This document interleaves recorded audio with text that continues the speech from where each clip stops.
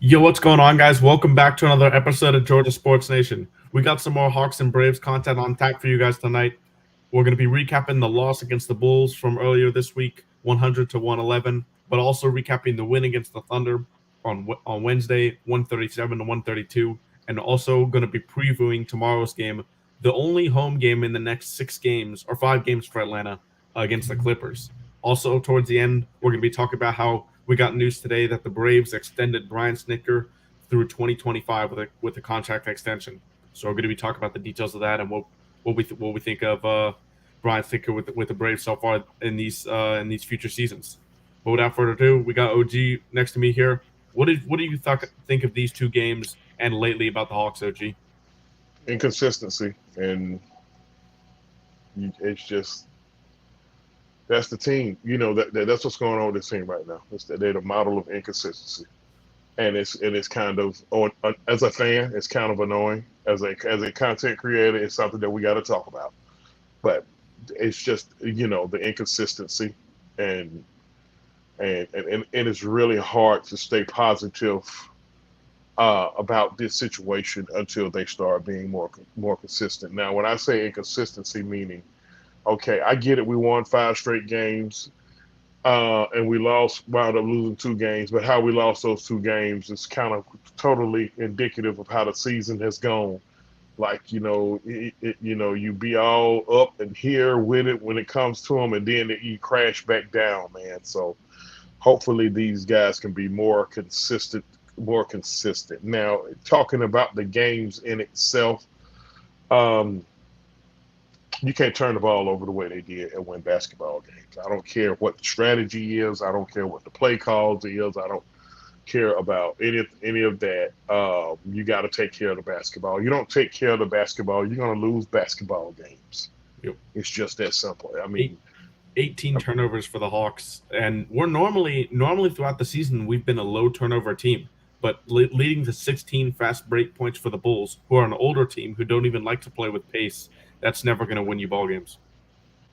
yeah, I mean the Bulls just pretty much let us cut our own throat. I mean, Yeah. and they have to improve on that. I mean, it ain't no way around it. It's just they got to improve on that. If they plan, because I think we all know this team gonna be in the playoffs. Hopefully they don't have to fight their way out of a 7, 8, 9, or 10 seed to just to get to play a 7 game series. Yeah. It's there for the taking for them.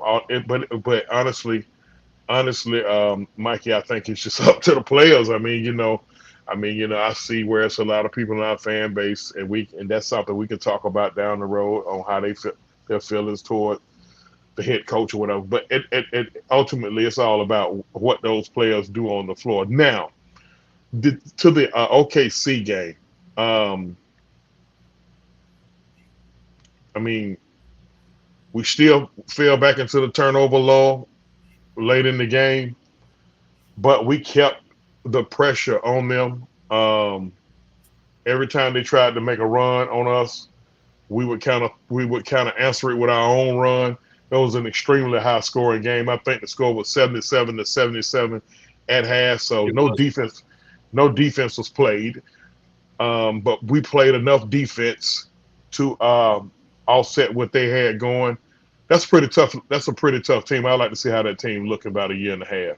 Oh yeah, Really. and the Thunder, that's no joke of a win. Like they've been playing really well. They'd come in winning. They come winning 7 of the last 10, I believe, something around there. They've been playing really well. Shea is a bona fide star, and any win on the road now, especially after we're through the midway point of the season, any road win in the NBA is a good win. There's no Any, such thing. There's no such thing now, especially that we're past the midway point. No such thing as a bad win. Every win, any way you can get it, is a good win.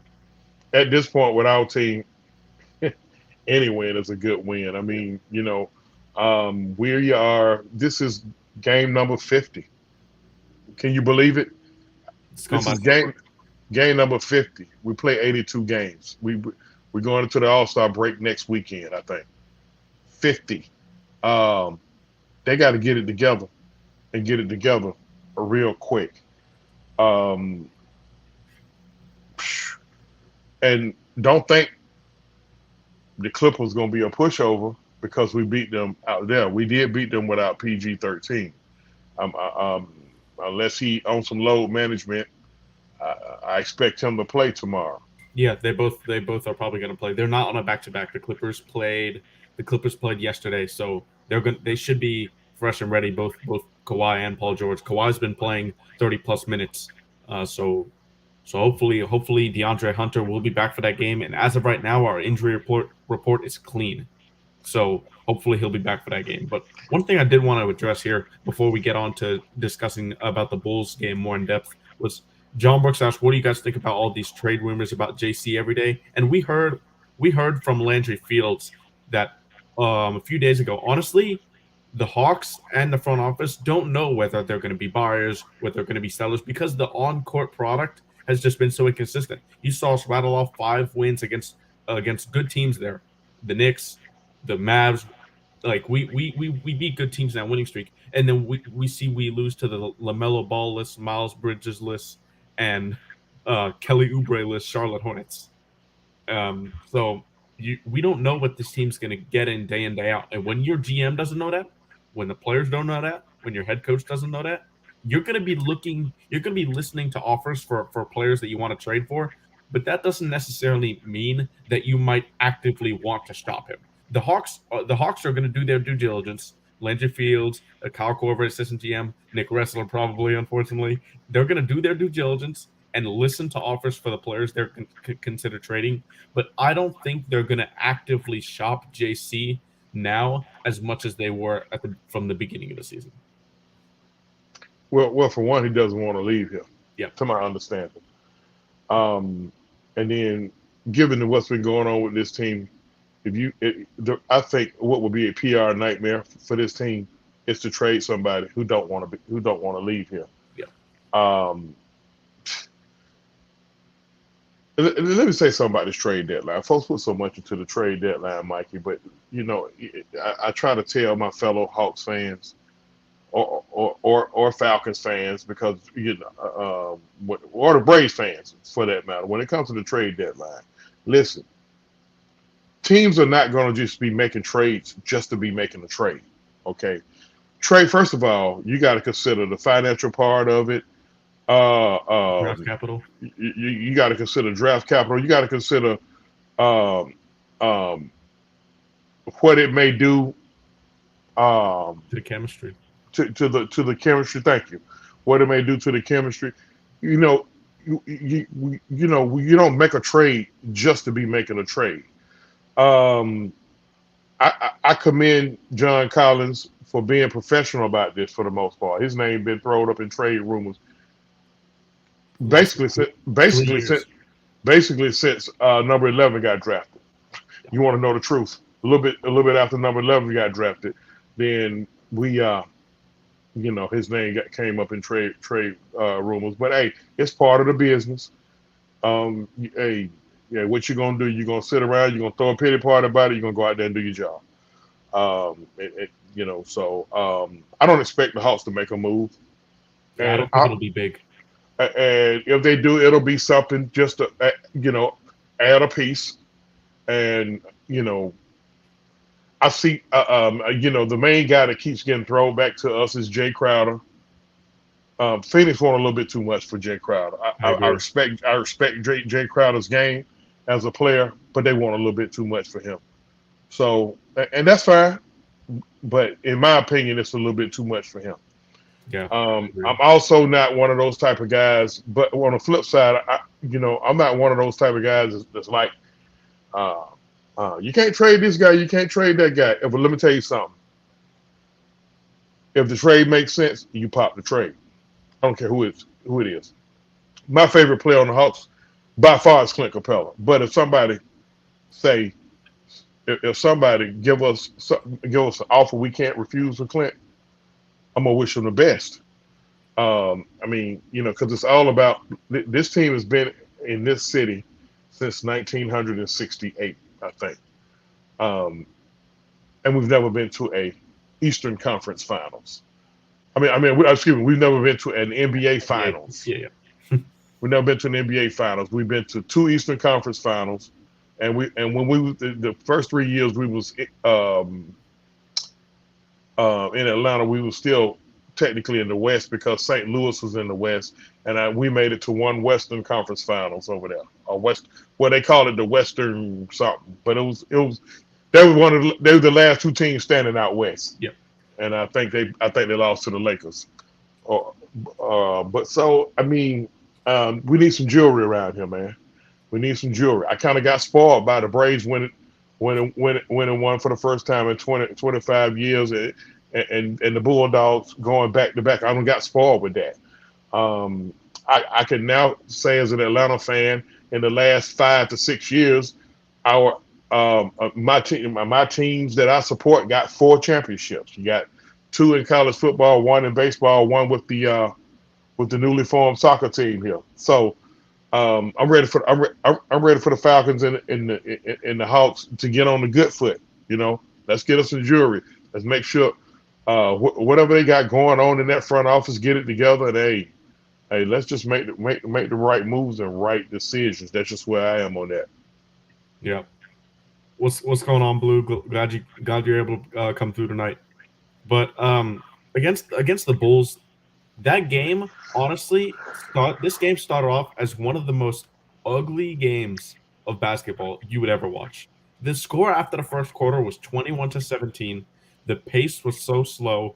Both teams were turning the ball over, and the Bulls actually kept their turnovers down for the rest of the game after the first quarter. That was the huge difference in the game. I mean, I already said it before, 18 turnovers for the Hawks. You're never going to win a basketball game like that, especially when you've got a scorer like DeMar DeRozan on the other side. And the Bulls ended up only with 9 turnovers for the rest of the game after having a ton in that first quarter. So that it makes you wonder, like, if the Hawks would have just came out, a little bit more energy, a little bit more security, less sloppiness with a basketball, this game could have been a win. Definitely could have been a win. And honestly, it still could have been a win down the stretch.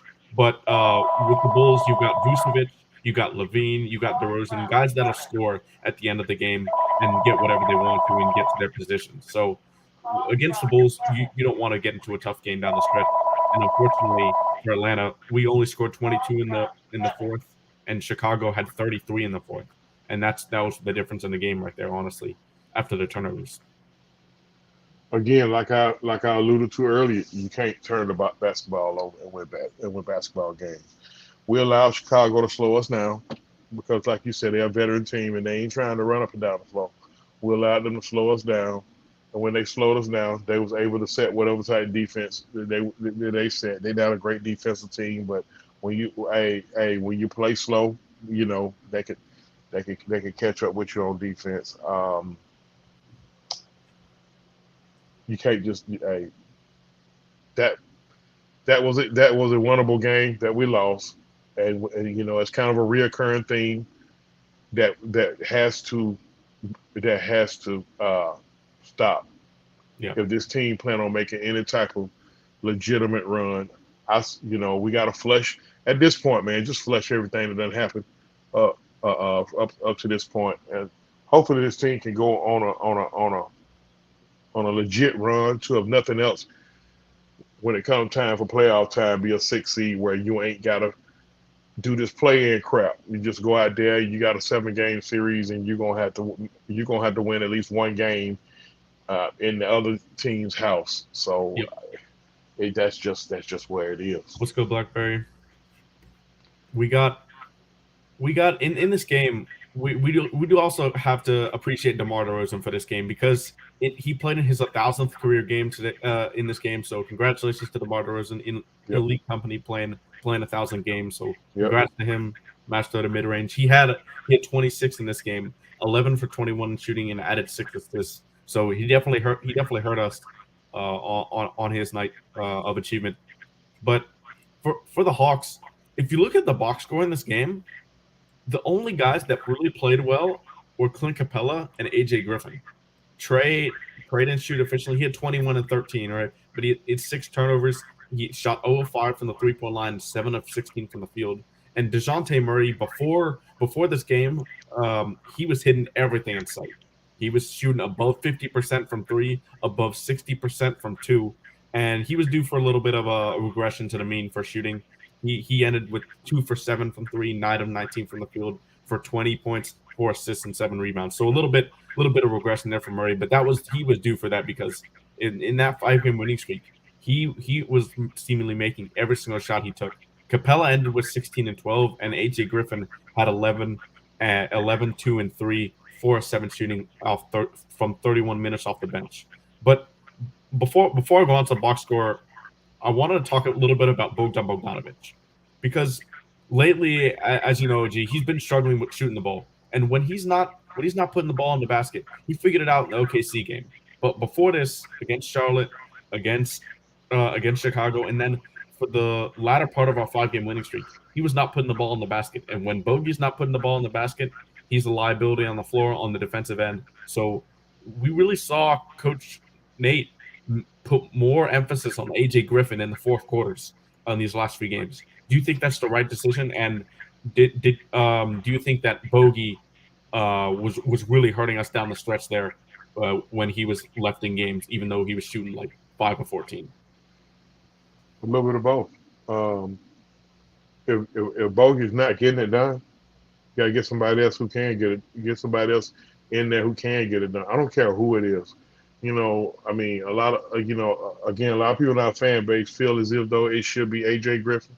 If it's AJ Griffin, then so be it. But I don't care who it is. If you're not getting it done, get him out of there for the most part. I mean, especially if he's coming off the bench, if he's out 6-man. Now, coaches, coach a little differently with their starters. A lot of times, like a few games, Bogey done had to start for whatever reason, injury, whatever, sickness, and a lot of times, what coaches do is the last 4 minutes of the game, they go back to their starters to finish the game out, and I get that, but with Bogey is a defensive liability most of the game. Yeah. But if you need him to play defense for a possession, he has shown us that he will do that. He showed it. Yep. He showed it against Luka. He showed it the other night in OKC. If you need him to play defense for a possession, he will. Bogey is one of those guys that he got that Euro type game in him. So those Euro guys, they like to push and they like to pull and grab and and see what they can get away with. Sometimes they play lazy defense. But, I mean, I don't mind his – first of all, I hate when people don't give effort. It's the part – not everybody is blessed to be able to play good defense. But when you don't play good defense and you don't give the effort, that's the part. Yeah, and you can easily tell, too. Yeah, so, I pointed out last week sometime about number 11. No, it was actually in the Charlotte game, the game we lost. He didn't give up a couple of times on the backdoor cuts, and he stayed with his guy, and we either got a turnover or they took a bad shot. And I pointed it out. I'm like, that's all we ask for is a little effort. That's it. A lot of times these guys get so caught up into their offensive game, like going to the hole and you don't get a call. And don't get me wrong, I think the refs really target our team. Maybe that's the fan in me, so what? But you still can't stop playing basketball. You still got to go at it. I think we chirp to the refs too much. The players do. Let the coaches do that. I hear the coaches screaming loud enough over there. So let the coaches scream at the refs. We talk to the refs too much. Way too much.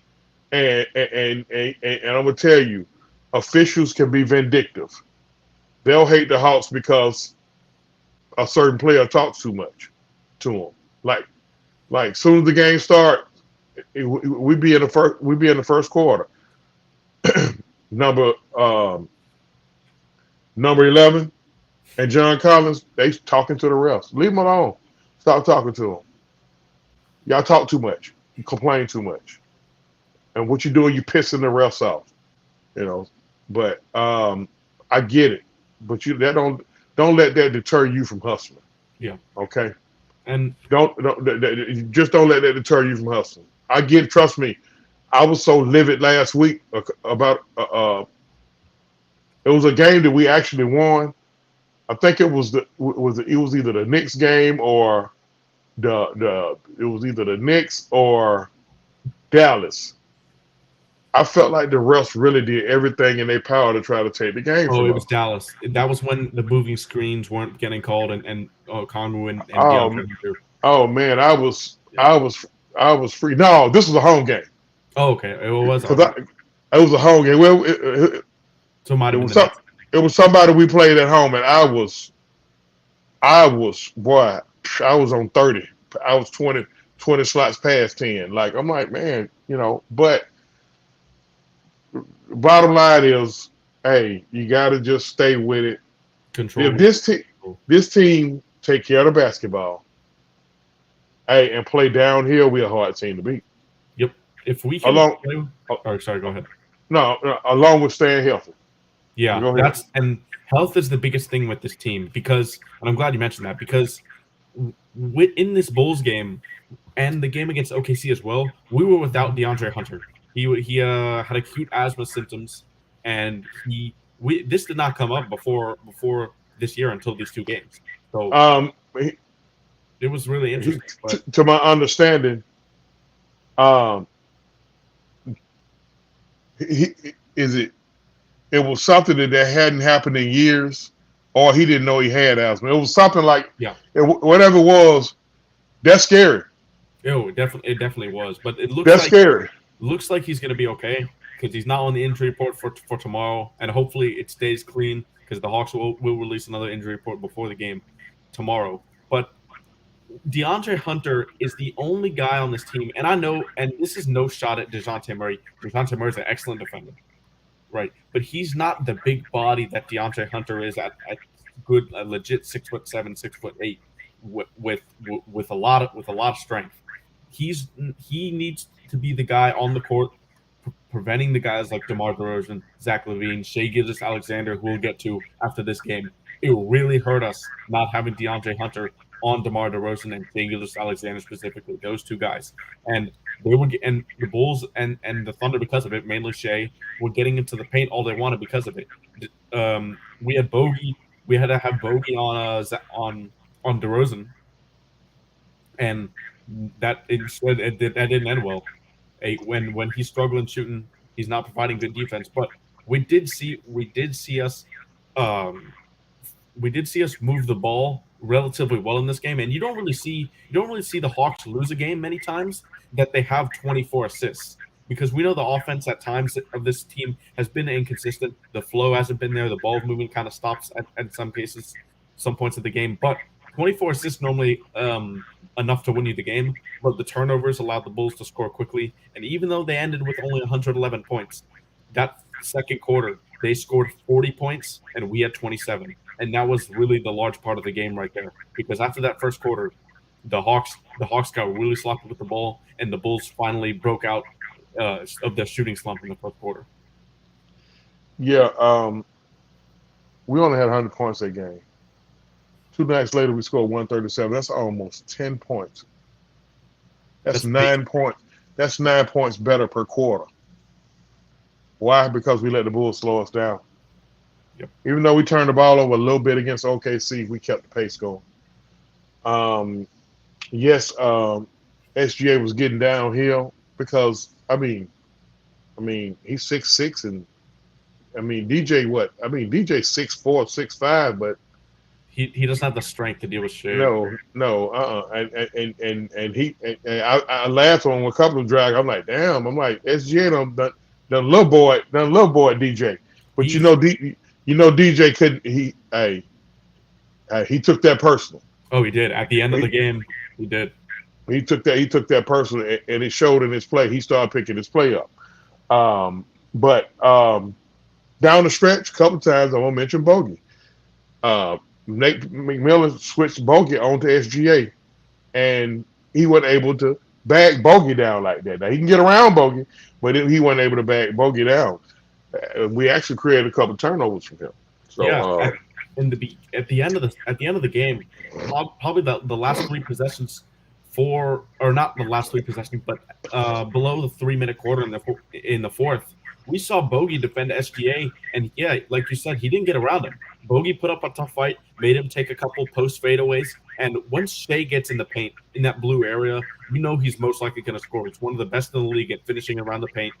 I don't know his exact number, but it was the best in the league at one point a few weeks ago. And after the second quarter leading into halftime, when Southside here, great point here, got 3 fouls on DJM because Shea drove it to the paint and got 3 consecutive and ones. That was crazy. You had to play physical early and not let Shea get into the paint. And that's what Bogey did towards the end of the game. We saw DeJounte Murray with the defensive play of the game, like you mentioned, the block against Shea in the final seconds. That's what sealed the game ultimately for Atlanta. I also liked Aaron Holiday gave us a spark too defensively. Yep, he got the defensive player of the game chain at the end of the game. At the end of the third quarter, Aaron Holiday came in this game and really was the only person who stopped Shea considerably. Like Bogey, it did it like you had his couple possessions here and there, but Aaron Holiday played 14 minutes in this game, and for all those minutes, he gave Shea Gilgeous-Alexander a really tough time, especially in that third quarter. Towards the end of the third quarter, that's really when I noticed that Aaron Holiday without DeAndre Hunter was our best option against Gilgeous-Alexander. That's effort. That's simply effort. That's effort. That's want to. That's stick to itiveness. That's not quitting. That's not giving up. And when you do that, you're gonna be successful. You're gonna succeed more often than you will fail if you just give effort. It doesn't take talent to give effort, and that's what Aaron Holiday did in OKC. Yep. Another interesting point about this game, Nate McMillan at the end of the game referenced the bench, and you can see it from the box score too. On the bench, we played 9 guys, right? Okongwu with 20, AJ Griffin 23, Jalen Johnson 17, and then Aaron Holiday played 14. But out of all those guys, all of them were in the positive plus minus. All the starters were in the negative, which really interesting. But Nate McMillan mentioned the bench gave a really good energy boost, and they have been doing that for the last few games, especially AJ Griffin. He's shooting the lights out of the ball right now, and Okongwu is being more aggressive on offense. Before Clint Capella went down, you saw Okongwu on the bench not be as aggressive on offense. But since he's come back, since Clint has been back in the starting lineup, and Okongwu has been relegated back to the bench, you've seen him been more aggressive, like he was starting the games when Clint was out. So that's a really good sign to see Okongwu and Griffin playing really well together as of late. Did his mama call him again? His mama must have called him again. That's all. He mentioned after one of the games, after he had one bad game, and he talked to Lauren after the game in the post game interviews. Said his mama called him and got on him about how he sucked against. I think it was against Milwaukee, and then he played a stretch of about 3 to 4 good games, and then he had another bad game or two. So I wondered, did his mama call him? But Onyeka's been a godsend for us off the bench and as a spot starter. But guess what, man? That's why it's a team game. There are gonna be nights where your starters look like crap, and the bench gonna have to come through. With that being said, the bench gave the starters just enough. Just enough to where the starters.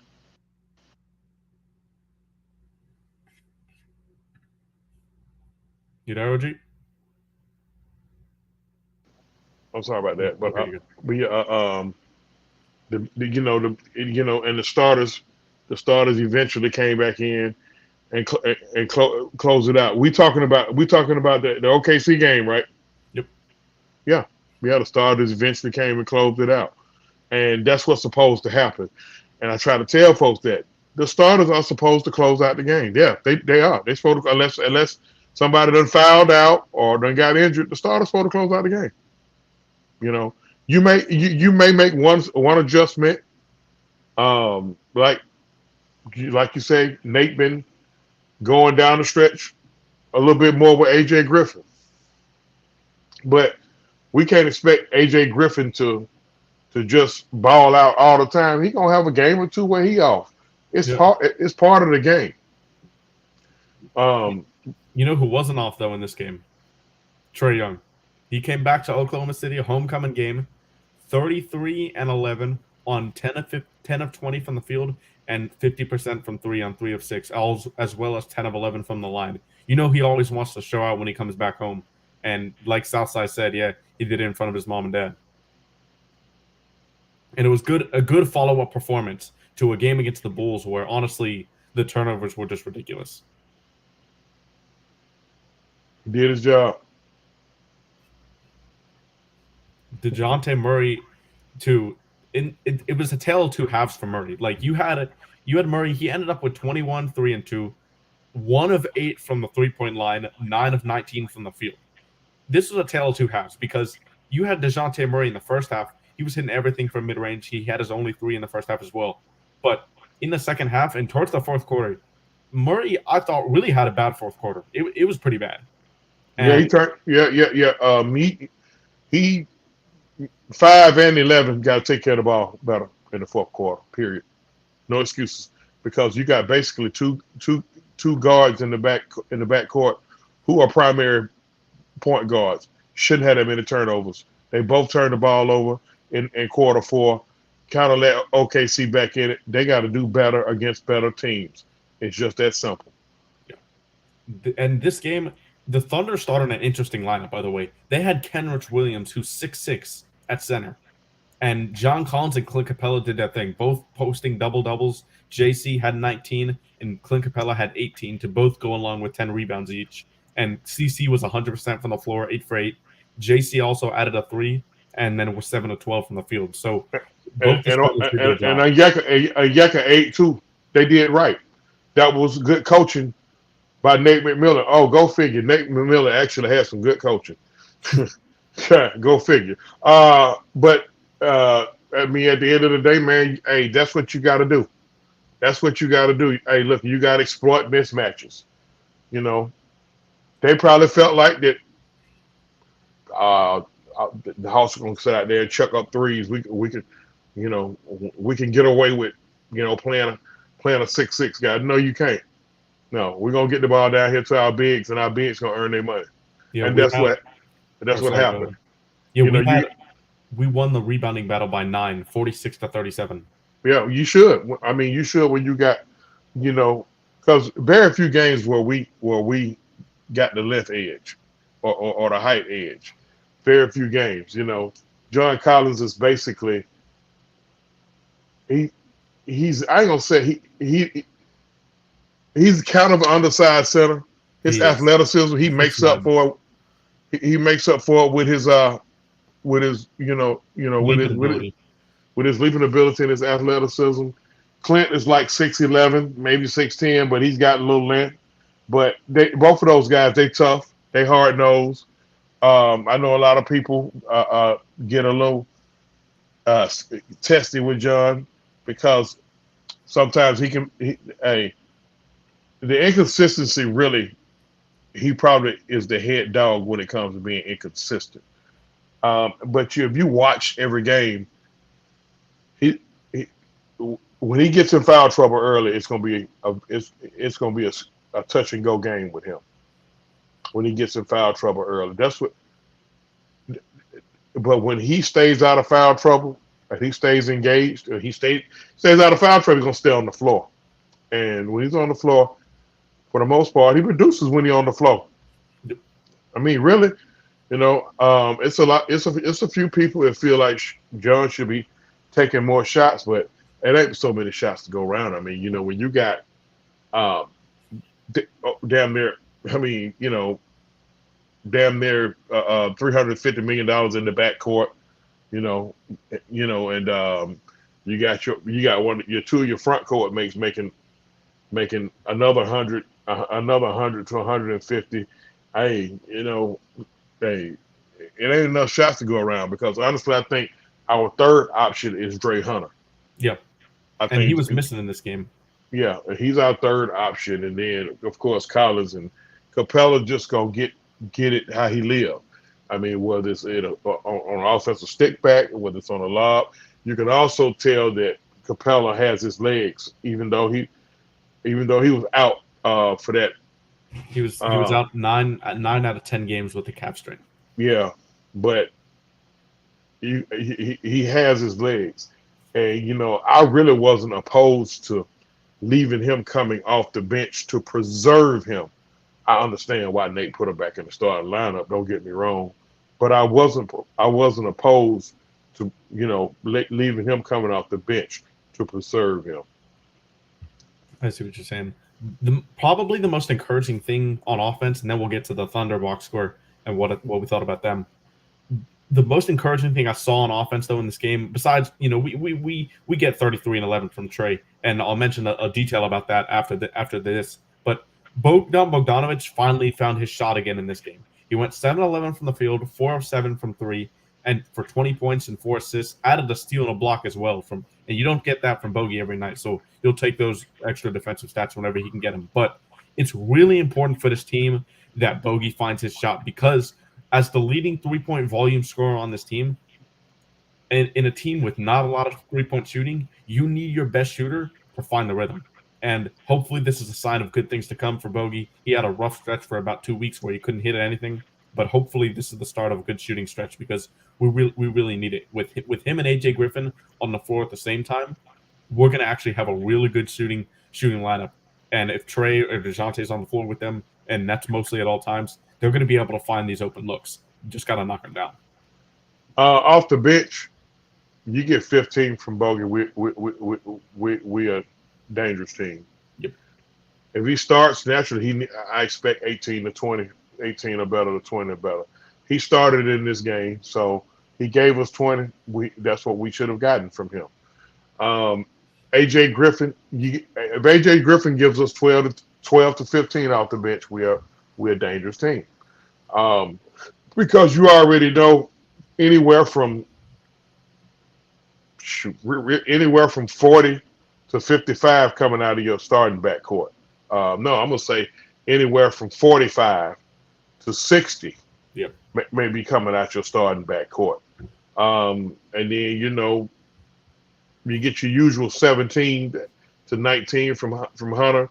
Collins gives you 15 to 18, but with eight or more boards. Now Clint, we're a tough team to beat. Take care of the basketball, of course. I mean, yeah. On that note, like when you paint it like that, if every player plays his role pretty much, this team can win a lot of games. It doesn't matter who the coach is. That's what I keep trying to tell folks. It really doesn't matter who the coach is. You go out there and you play the game the way you was taught, and play the game the right way. With the talent level that we have, we're a tough team to beat. I'm hoping that we get into a rhythm, health wise, and down the stretch, we kind of make that Boston type run. The run Boston made last year. See, people forget it. At the halfway point, which is 41 games, the Boston Celtics was 20 and 21 last year. Same shit was going on. They were ready to fire the coach and all that stuff there. And then they got it together. They're ready to blow it up almost. They were looking to shop Jaylen Brown. Yeah, they was ready to blow it up. Then they caught fire. And they was 2 games away from winning an NBA title. I can see that in this team. I can see it, but it's all up to the players. I keep saying it's all up to the players. Trey Young did you finish? Go ahead. Okay. Trey Young in this game, like I mentioned before, the quick detail about him. With this 33 and 11, he passed Magic Johnson as one of the most players to get 30 points and 11 assists in the same game. He's moving up that list, and when it's all said and done, you could be looking at Trey Young being one of the top 3, maybe even top 1 best 30 and 10 players in league history. Obviously, Oscar Robertson's number one there, and while Oscar Robertson, he wasn't playing in the NBA for most of his time. So, you do definitely got to respect Oscar Robertson. We don't know. Trae Young could end up on the top of that list in terms of NBA players that scored over 30 and 10. He's only 24. So you got a tremendous talent at your hands that when it's all said and done could be a Hall of Famer. That can't be argued. For the Thunder, Jalen Williams, and this is my take on Jalen Williams, and then we'll get to Shea after this. Jalen Williams, the rookie for the Thunder this year, they have two Jalen Williams actually. Jalen Williams that with no Y. They talked about that on the broadcast. How do you draft two Jalen Williams in the same draft? That's crazy. Yeah, it's nuts. There's one with Jalen Williams, J-A-Y, another one with just J-A-L. But the J-A-L Williams, 24, 4 steals, 2 assists, 5 rebounds, 11 to 16 from the field, and 1 of 1 from 3. This guy, I think, has the chance to be the Thunder's second best player. I think it's going to be better than Josh Giddey. It took a while for the Thunder and Mark Daigneault to realize to give him high minutes, and they've been doing it the past few games, and really towards the middle part of the season, and he's been producing and showing them why he can be, I think, a top 2 talent on this team. And he's the guy who stripped Trae Young when he crossed over to his right side. Trae made a left to right crossover, and Jalen Williams was sitting on that right side, poked it out of Trae Young's hands, and almost put this game on its head because it was a 1-point game. But but JC was able to knock down 2 clutch free throws to ultimately ice the game. Yeah, I was ready to start using drugs at that point. I'm like, not again, man. Don't tell me that again. But that kid, he's a tough. He gets after it, man. He's a tough dude. I like his game. He's a tough dude. In fact, I'm gonna follow those. I'm gonna follow that Thunder team. That Thunder team gonna be real dangerous. Like no Chet. Chet still hasn't played. Chet Holmgren. Yep, he still hasn't played. He's gonna be out the whole year. I mean, they're gonna have a high draft pick this year too, probably. If they get that dude who name start with a D. Are you talking about Victor Wembanyama? Yeah, him too. That dude there. I thought his name started with a D. But that's a scary team with that kid. Yeah, it's going to be ridiculous. That's a scary team, man. Shea in this game, as we get to the main focal point of this game for the Thunder, had 36, 2 blocks, 2 steals, 7 assists, 13 of 22 from the field, and 9 of 10 from the line. He also added a 3. In this game, it was obvious the Hawks had no answer for him until Aaron Holiday got into some heavy minutes in the second half, was able to slow him down. But he was able to get into the paint at will, and especially in that first half. The Thunder in this game had a whopping 72 points in the paint. And besides the three-pointers and the free throws, it seemed like Shea got all of those in the paint. He's a load to deal with, and you gotta get him early before he starts getting downhill, and the Hawks were not able to do that. DeAndre Hunter would have done a better job, but without him, it was really tough. But somehow the Hawks were still able to score enough on offense to get it done. Yeah. I'm telling you, man, that was hey, man, they had me on the edge of my seat. I tell you that, man. They had me on the edge of my seat. I was glad that they was able to pull through, and I didn't have to become a drug addict, because that would have sent me to doing drugs, heavy drugs. If we would have blown that lead compared to the 19-point lead that we also blew 2 games ago against the Hornets, that would have not been. It was not a good look at all. Oh boy, we just got to be consistent, man. That team, hey, that's a dangerous basketball team. If they consistent, take care of the basketball, and stay healthy. That's a dangerous basketball team. Yep, and that's the biggest thing is health, because this team is now, I believe it's 16-7. Is it 16-7 or was it 17-7 that we're fully healthy. That's our record when fully healthy.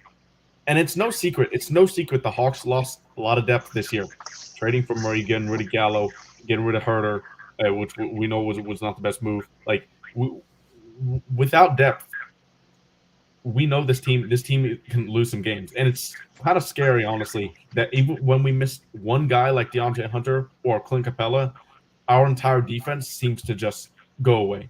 It's scary to think about. The team takes a hit more defensively than offensively, because like I was telling somebody on We Talk Hawk show, shout out to Damon Thomas, we don't have a problem scoring the basketball. We can score. We got guys who come off the bench who can score the basketball. But where we suffer at is defensively, and on the defensive end. That's where we suffer at. We take. I mean, we stay in front of our guys and fight them defensively, and take care of the basketball. Again, we're a tough team to beat, man. I'm gonna keep saying that, but. Hey, look, we got 33 games left. 33 games left.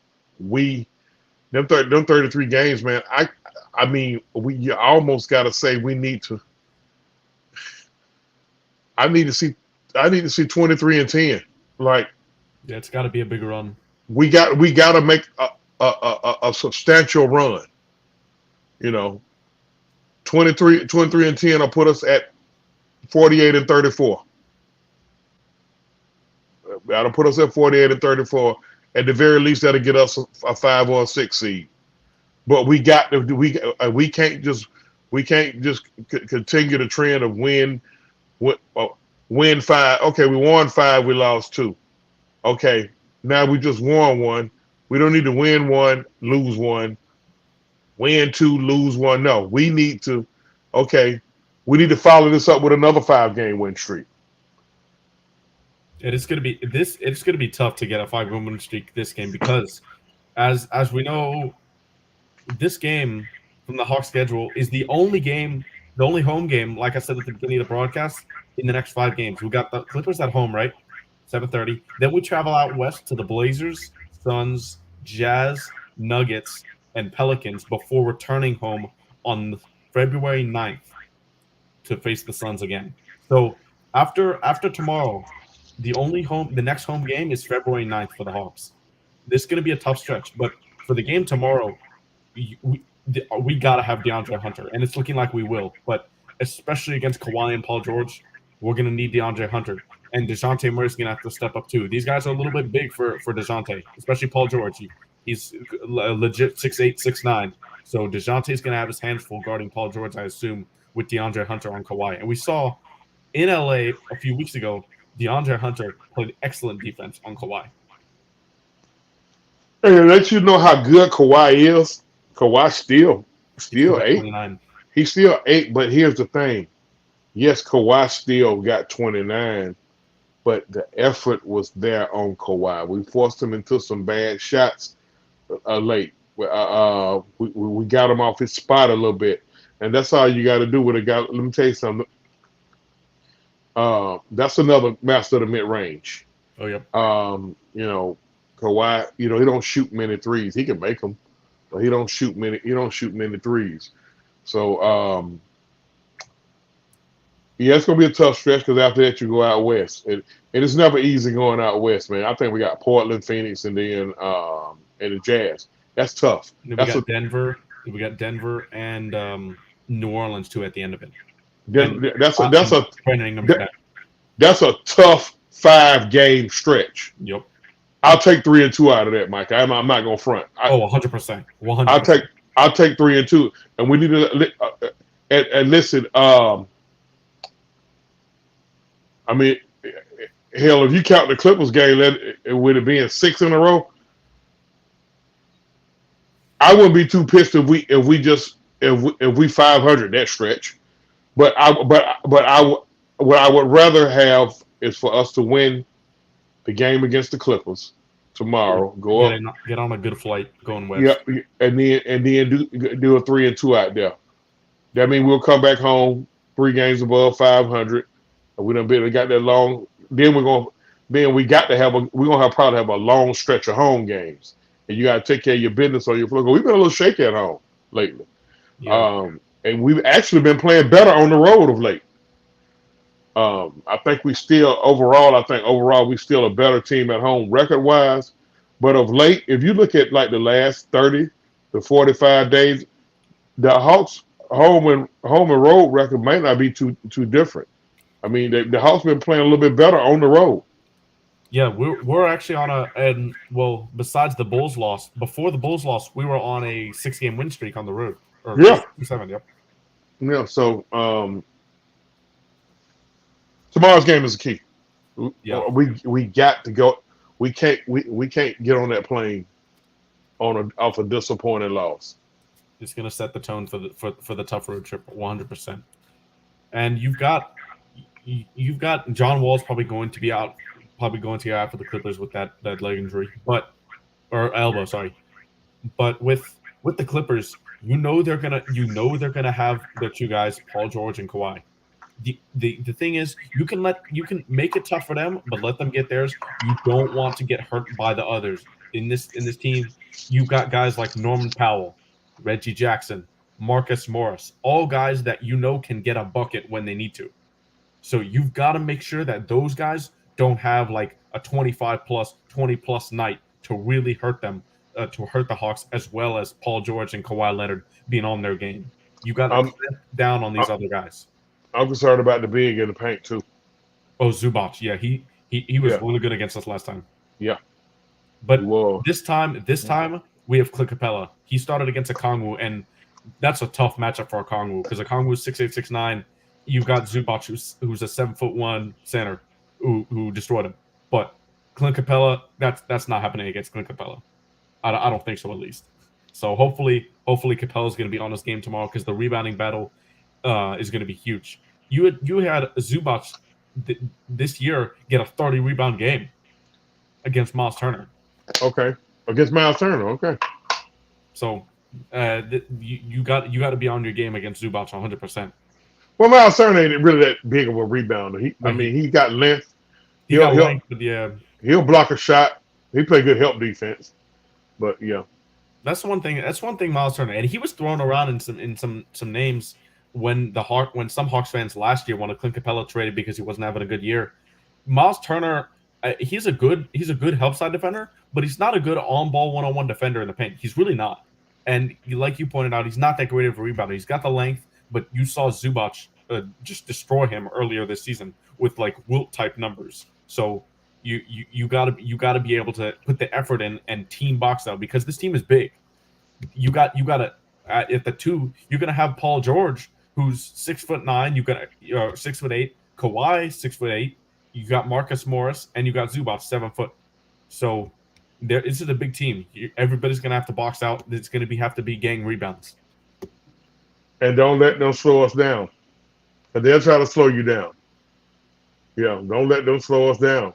Speed them up. You got to speed teams like that up. Even though they can play up tempo, Kawhi and Paul George, they can play up tempo. They don't want but they don't want to. They really don't want to. They really want to slow the game down. And we've seen a lot of the media and NBA on TNT, Charles Barkley and Shaq, when we had a game a couple weeks ago on NBA on TNT, they were like, I don't understand why the Hawks don't play so fast, and then they can just run their opponents out the gym. And I was like, wow, that's one of the few points that I agree with Chuck wholeheartedly. If we play this game really fast, if we can force these turnovers, and we got the guys to do it. We got the guys in the passing lanes, DeJounte Murray, Aaron Holiday, DeAndre Hunter. We got guys to force turnovers. If we force these bad shots and get out and run, I don't think any team can handle us on offense. I really don't. I don't either.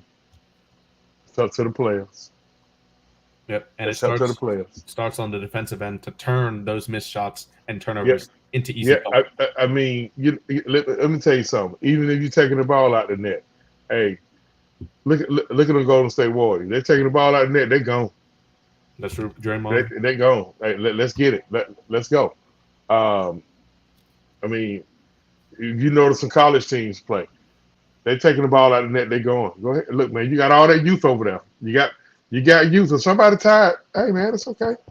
Hey, the high school coach, the high school basketball coach at the school that I went to, he had a rule with his starters. I was the team manager. I couldn't play basketball a lick.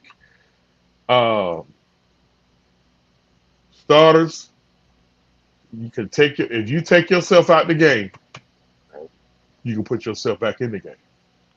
That's what he told the starters. If you take yourself out the game, if you raise your hand and say, "Coach, I need a blow," he would let them come out, and he'll look at them. You ready to go? Yeah, coach, I'm ready. And he'll put them back in the game. Now, naturally, the NBA coach can't be like that. But, hey, man, if you're tired, let me know you need a blow because we're going to keep this thing going. We're going to keep this thing going. Hey, number 11 or number 5 get tired. Hey, boom, boom. Aaron Holiday, let's go. Come on. All right. Dre Hunter, he got asthma, so we got to really watch him. Dre get tired. Bogan, come on. AJ, come on. John Collins, Clint Capella, Yeka, come on. Jalen Jones, we got young legs over there, man. Yep, AJ and JJ better get some burn this game. And Jalen Johnson, we can really use him as a weapon tomorrow because we've seen how good his passing is and how good he is on the break. He's already thrown down some emphatic dunks. You've had passes from him on the break that he looks like a guard out there when he's running quick down the break with the ball. So we really got to use that to our strength. Young man can play. The Hawks, listen, Hawks fans, your team got the formula. It's up to the players. They got the formula. They got decent length. They ain't the biggest team. They got decent length. They got athleticism. They got guys with star power. You got a guy who's a perennial top 5 guy in rebounds. You got a good athletic power forward. You got a premium 3-and-D wing and Hunter.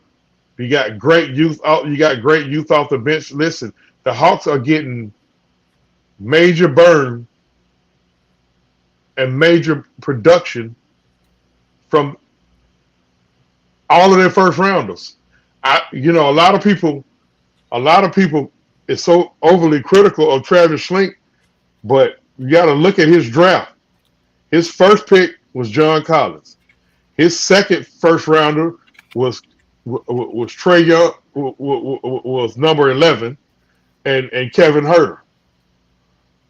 We had Omari Spellman too, but he loved eating the Taco Bell too much. We got rid of him. Then you chase that with DeAndre Hunter, Cam Reddish. Okay, we already know what happened with Cam. Then Onyeka, Jalen, and now AJ. Great picks. He hit on most of his picks.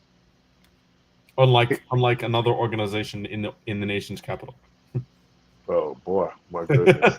I have to. That's some shade, but I had to put that out there. They're in our division, so I had to put that out there. But the Wizards, their picks, that GM Tommy Shepard over there, got to figure out something. But without further ado, we'll get our closing remarks on the Hawks right here, and then briefly talk about the extension for Brian Snitker. But overall, the Hawks really we can do the job. We can win this game tomorrow, get a happy flight on the West Coast, and like you said, OG, we go 3-2 in that road trip. We'll take it. I'll take it. Come back and have a good homestand, take care of business, and we'll be in a good position heading into the All-Star break. We want to give the front office a reason to believe in this team on the court. And when we do that, they'll look to improve at the deadline. That's what should be going through the players' minds and the coaches too. Because at the end of the day, you're gonna want to go as far as you can. We're not trying to tank. We're not trying to lose games. We got 2 stars. We're trying to win an NBA championship if we can. So we got players over there at the end of the bench that if a team is trying to tank and they want to give up a legitimate piece, we got players over there that we can dangle. We may not want to see them go, but hey, somebody got to get traded. You got Vitt. I like Vitt, but hey, it is what it is. You got good length in Tyrese Martin. I don't know much about the kid that we just signed to a 2-year deal that just got called up from the sky. Donovan Williams. Yeah, Nets fans apparently sing his praises all the time. There's people are saying he's an offensive great. So I want to see him. Like, I've talked to a couple Nets fans on Twitter. They love his game offensively. They said defensively he's not good, but they love his game offensively. So I kind of want to see it. They've been hyping him up. well, I mean, hey, he could be a valuable trade piece. You know, if you need a particular type of guy to add to this roster, if you need a Jay Crowder, I would love to see Jay Crowder. I just not for that asking price. I mean, well, we don't have many picks anyway because we gave away 2 or 3 in the DeJounte trade, and I don't regret that trade. I hated losing Gallo, but hey, the way his summer went, we wouldn't have had him no way. You know, the part that just still eating at me is we lost Herter. I love Justin Holiday, but he done lost it. He's getting older right now. He's on the backside of his career. We never saw Mo Harkless. Mo Harkless got flipped for Vic Krejci, and the Sacramento Kings right now currently have the #1 offense in the National Basketball Association, efficiency wise. Yep. The Sacramento Kings. They like the 4th seed right now in the West. They're the 3rd seed now. Yep. So hey, we'll see how it goes. But with that, we'll get into some Brian Snitker talk and some Braves talk right here. We saw this afternoon the Braves extended Brian Snitker through 2025. We don't know exactly what the contract is. They're really closed access in terms of contracts with coaches. It didn't say it in the press release, but what are your initial thoughts, OG, on the contract extension and Brian Snitker overall these past few years? They're grooming their next manager. This will be it for Snit. He's about to hit 70. He's got 40 plus years in the organization. You want to see if he can get him one more, or maybe 1 or 2 more. And they're grooming it. They're probably the next manager's probably already either on the staff. You got guys like Walt Weiss. I'd love to see Walt Weiss do it. I don't think Wash probably want to manage anymore. EY. Sykes, all those guys could step in and manage. I don't think Rick Kranitz. I don't think he's crazy about managing. He's long in the tooth as well. And you know, or they could be looking at somebody else outside of the organization. But if it's my guess, they probably making plans for that next manager. And they're gonna give Snit a send off. When I seen that way he got extended through 2025, that's 3 more years. So he'll be right at 70 then, and he'll ride off into the sunset. Hopefully he ride off to the sunset with another World Series or 2, because I saw the early power rankings. I think we top 3. Yeah, we are. Let's get it. I'm excited about the upcoming season. I like the moves that we made. I hated to see Dansby go. We all did. But we kind of expected it after some events leading towards it, unfortunately. But we were kind of prepared as a fan base. I feel like it didn't hit as much. Obviously, Freddie Freeman was way better than Dansby, but it didn't hit the same. Like Dansby, letting Dansby walk like that was we pretty much saw coming. I hated to see it because I know deep down inside Dansby didn't want to leave home, but hey, it wound up being a silver lining. It wound up being a silver lining for him. I mean, his wife plays for the soccer team in Chicago, and I think she's from Chicago, so it'll be an easier transition for him, and I'm pretty sure we're gonna show him the same love we showed Freddie. Oh, we better. When Freddie came back, I'm pretty sure it'll be an emotional night, and it should be. It should be. Dan's a good kid, man, great guy. But you know, that's the tough part of the business. You got to make tough decisions. I think I expect them to be patient with Vaughn Grissom. Just keep a veteran over there, probably We have Arcia. We got Arcia. So I mean, if he struggles or goes through it, what can't happen, we get hit with a major injury. Us losing Ozzy last year Ozzy got to stay healthy. really hurt us. That hurt us losing Ozzy. He's a glue. He's a glue guy, and he produces. Not only he's a glue guy, but he produces. I mean, for him to be so young, he's wise beyond his young years. I expect the MVP to come off this team this year. Between Riley, Acuna, and Olsen. maybe Olsen, or even a full year of Money Mike. Let's see how Money Mike do. He kind of struggled in the playoffs, but I expected that. When I looked at our roster, I said we got a bunch of babies.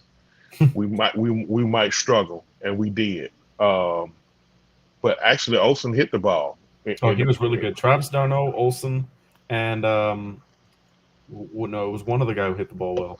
It was Acuna. It was Acuna early, and then he had a terrible. He had a terrible last game. He did. He had a terrible last game, but I mean, you saw how. Listen, man, everything just went downhill on us. Charlie broke another. How many guys can say they ended their season in the playoffs with a broken something? Charlie Morton broke his leg in game whatever of the World Series, and he still pitched another inning. That's crazy. And then he broke his arm against Philly. I'm like, but see, that was just those old bones. But see, Charlie is he's a coach's dream. He's a manager's dream. He eats innings. Like Charlie gonna give you 6. Now he may piss you off a couple of games because he fall in love with his curveball too much and it may get hit. But Charlie gonna battle through 6 innings, and that's all the manager need. He gonna battle. That's why they keep giving him them 1 year, $20 million a year deals. They say Rock Soroka is a full go. Got Schreider. Kyle Wright is a Cy Young candidate. The question mark is Max Fried. It's a contract year for him, so I expect him to come out and ball out. We need somebody to step up in case we lose Fried, and hopefully, if we get Soroka back to being halfway of what he once was, and see what happens with Enoa and Ian Anderson, that's a W. I don't think we would hurt too bad if we have to lose Max. I expect Max to go back home. He's a California kid. I expect him to go back home. One of those California teams gonna snatch him up. I don't see him going anywhere else. If he doesn't go to one of them California teams, he'll stay here. I hope so. I hope he stays here. But one last question before we wrap up here, and I want to speak about this too before I ask you the same question. We've seen a lot of Braves Twitter, especially, question a lot of Brian Sticker's decisions. I went through the replies a lot for the contract extensions, and really, I saw the majority of Braves fans really not liking the decision by the Braves. And I know with managing basketball, you can see it clearly, but see it clearer, not clearly. You can see it clearer than with baseball. But with pitching changes and bullpen uses, that is a lot of the question mark that people have with Brian Snitker. What is your reaction to that? And for me personally, I really don't think, other than overusing his guys, I don't see much of an issue that he's had so far. Brian Snitker literally won a World Series using his bullpen. Like during that playoff run, we had like 3 in the playoffs. We had like 3 bullpen games. I think we won all 3 of them. Well, we started a guy out of the bullpen. He worked his magic. I mean, and a lot of times a manager will overuse his bullpen because they're trying to preserve starters. You don't want now today's baseball. Rarely are you seeing guys going 8+ innings. That ain't happening too much no more. You got guys that'll give you If they can give you 6 solid innings, maybe going to the 7th inning. The only way he going to the 8th inning is if he got a shutout working, or we up 32-1. And, and even still, if we up 32-1, he going to still probably get somebody in there who hadn't thrown in a while and get him an inning or two. I don't have that big of an issue with how Snit uses bull. I can't have an issue with somebody who won a World Series doing it. That's just me. Yep. That's a great point. The only thing about me last year was he definitely overused Dylan Lee in the middle of the season, and it really hurt. It really hurt him. His stuff was flat. That was the only glaring issue I saw. He overused Kenley. That's why Kenley led the league in blown saves and saves. He led the league in blown saves and saves. And what a lot of people don't know, Kenley is a blessed every day he step on to the field. That man has a serious heart issue. He had to miss a year and a half, 2 years, because he get for an irregular heartbeat. That's dangerous. And he still was able to go out there and lead the league in saves on a legitimate team. Good luck to him in Boston. He's back with Adam Duvall. Good luck to him in Boston with that short port. Because I'm gonna tell you, people look at the Green Monster and think it's hard to hit a home run out of there. If you go there and look, actually look, I haven't been to the Green Monster, but I've talked to a couple of guys who played in the league, and they was like, "Man, all you got to do is get it in the air," and it's going. It's like 305, 310. That it's 80% of the high school baseball fields in the state of Georgia it's harder to hit a home run out of in left field than it is in Boston. Now, once you go to the middle of the field, they got that big old crevice out there in center where it's almost 430. But counteracts it. Hey, good luck to him with that. He gonna blow a couple of saves with that Green Monster. I mean, it's just gonna happen, And then he's gonna, and then he gotta face Stanton and Judge for 18 to 19 games. 9 or 10 of them in that park, and then that short porch out there in Yankee Stadium. Oh boy, especially in the right field side. So, good luck to him. Good luck to Kenley in Boston. But Brian Snitker here going to be extended to 2025. Hopefully, we get another championship and bring it back home before he probably retires after the end of this extension. Well, I'm gonna say this before we clear out of here. Brian Snitker win the World Series this year. He gonna void them last 2 years. I think he want to go out on top. I would. If I was his age, I would. We'll see. But with that being said, we'll end it like we always do. Tell them where you can find him, OG. You can find me. You can find me everywhere. You can find me at the nearest strip club. Oh no, never mind. You can find me on Twitter at OG Truth with the 2 Hertz, HURTZ. You can also find me on my YouTube channel, King's Ransom. That's KINGZRANTZ. I'm also on Facebook under my government name, Chauncey M. King. I'm also on Instagram, OG Truth Hertz. Make sure you can catch me on this Sunday on the Big Bird Game Day Report on Two Factor Media Radio. That's 2FM, as we discuss the upcoming championship games in the National Football League. I'm your man, OG Truth Hertz. We always here at Atlanta Sports Nation, we seek and speak the truth, the whole truth, and nothing but the truth. Mikey, take us home. And you can find me as always at Twitter, PinWizard300, and on YouTube, streaming Georgia Sports Nation, recapping the Hawks hoops. With that being said, we'll see you guys next week, Friday, 6 p.m. Eastern, with another episode of Georgia Sports Nation. If you're on YouTube, don't forget to comment, like, comment, and subscribe, and we'll see you guys for the next one. Peace.